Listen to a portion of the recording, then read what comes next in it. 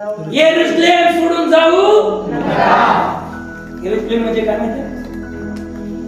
देवाचं मंदिर, देवाची नगर. Hallelujah, hallelujah. यरूशलेम म्हणजे देवाचं मंदिर, देवाचं नगर सोडून, परमेश्वराची उपस्थिती सोडून तुम्ही जाऊ नका. किती लोक लोक नाही पुढे बघा, तुम्हाला कळत 500 पेक्षा जास्त लोक त्या ठिकाणी प्रभूला जातात.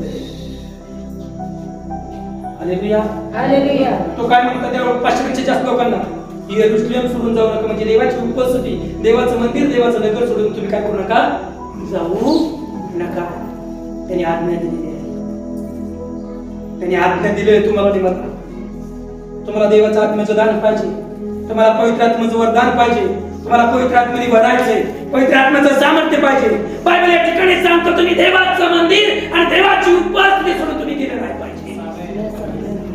Hallelujah, hallelujah. देवाची उपस्थिती ना करतील त्याला देवाच्या आत्म्याचा अनुभव येणार नाही. जे देवाचं मंदिर ना करतील त्याला देवाच्या आत्म्याचा अनुभव नाही येणार.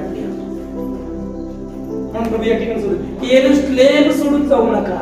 यरूशलेम म्हणजे देवाची उपस्थिती, देवाचं नगर.